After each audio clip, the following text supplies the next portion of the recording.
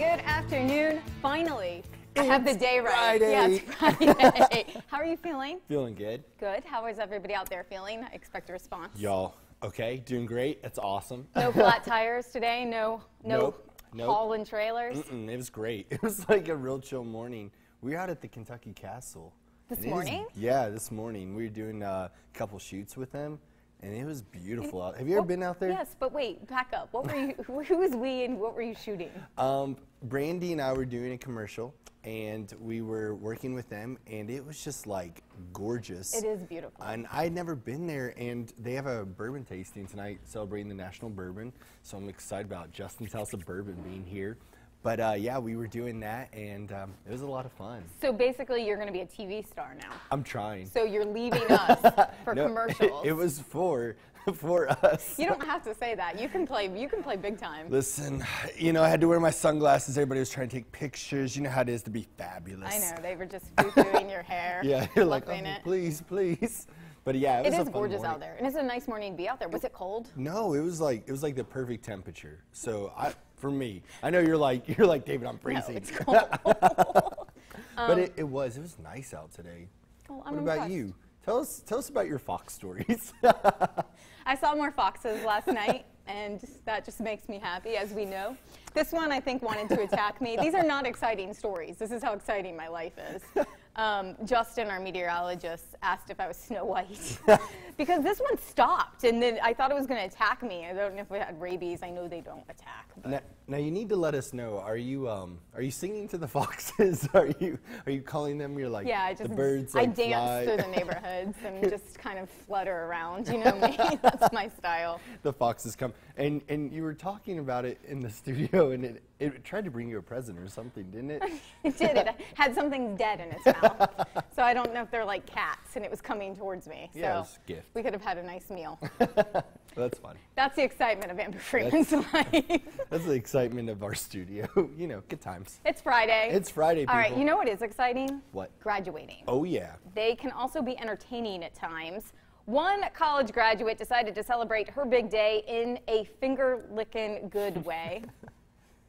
Lincoln? Is that? I don't know. No, All no. right. She posed for photos with a bouquet. Yep, that is fried chicken from her favorite chain, KFC.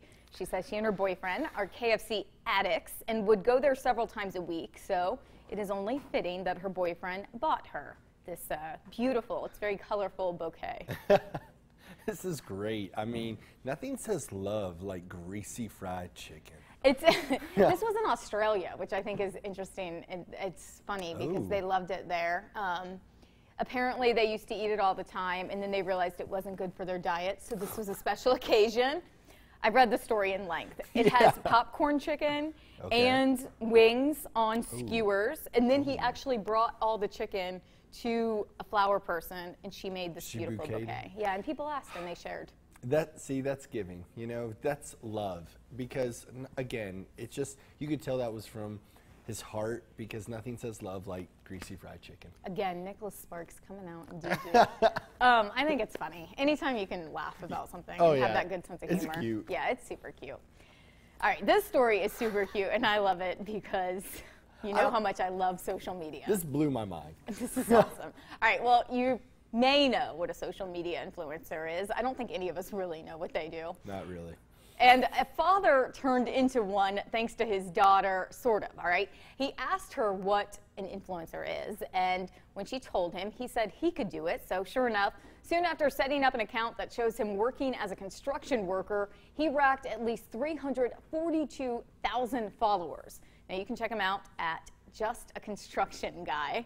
And that's basically what he does, is these stupid poses that everybody likes to pretend like they just happen to be caught in this amazing pose. But he does it like in his construction outfits. I love it. So, you know, I followed this Look guy. at the heart. Yeah, I was like, this is great. He's got his mug always like throwing his coffee. Here's the really crazy thing. He has only posted like 22 posts. Because those pictures take 9 hours to do.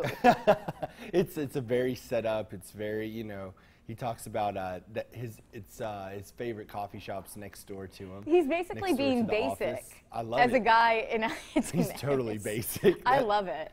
I wonder who's taking his pictures. You know 'cause what they're he's up actually to pretty now? good. What? He's up to 450,000 followers. And you followed him? Yeah.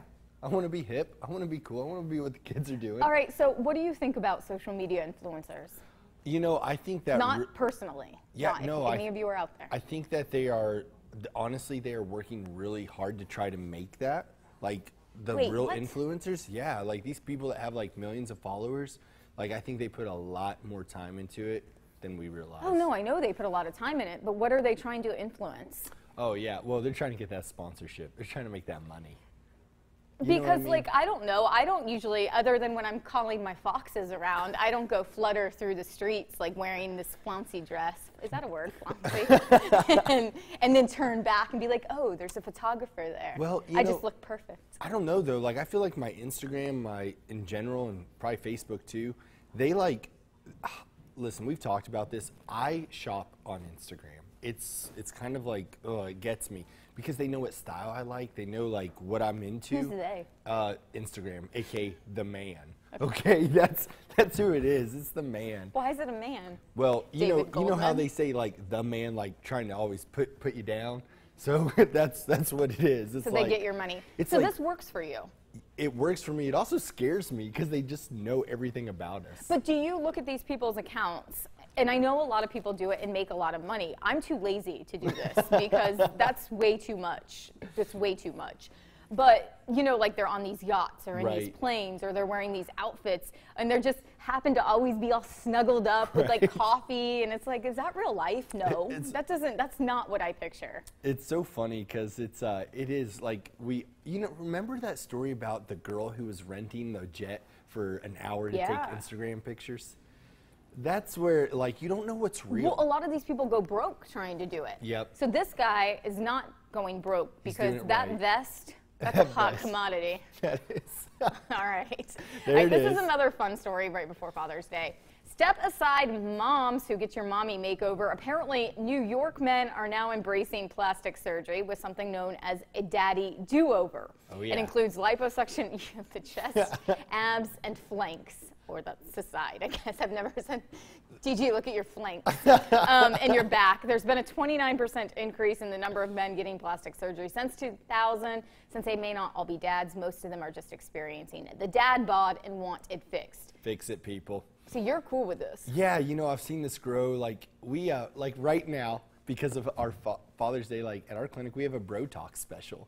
So Botox for, men. So it's Brotox, and you see guys are like taking care of themselves, and thank God we're doing it because, gosh, women have, you all do so much, and then here guys are like, oh, I smell terrible, I don't wash my face, you know what I mean? Well, I wanted to ask you, do you have a lot of men clients that come to the clinic? We have a small percentage. What do they usually do? It's like 95.5%. Oh, okay. So it's very small, but I would say a lot of them do Botox, a lot of them do fillers in the face, like for the cheeks. Really? Like especially this area, that nasolabial, because you start to get these big old... You know who you're talking to. I have no idea. You start to get those cheeks. So, but are they doing, what is the lipo, the cool thing? The cool sculpting. Yeah, are guys doing that? A lot of guys do that because everybody likes a quick, you like it quick. Flanks are big, yeah, because that spare tire right here that we get sometimes? That's what guys get. The dad bod is not a good bod. I'm just saying, y'all. I'm okay with it. Just go run. No, I'm just kidding. I'm fine with plastic surgery. But are they embarrassed to come in and do that? I think sometimes they are. Like it's a little less. Sometimes they have that little push. But then some people, some gentlemen are just like, give me the stuff. So like, you think it's becoming more and more? It is definitely becoming more of a norm. All right. Let us know. We have these stories up on our Facebook page. And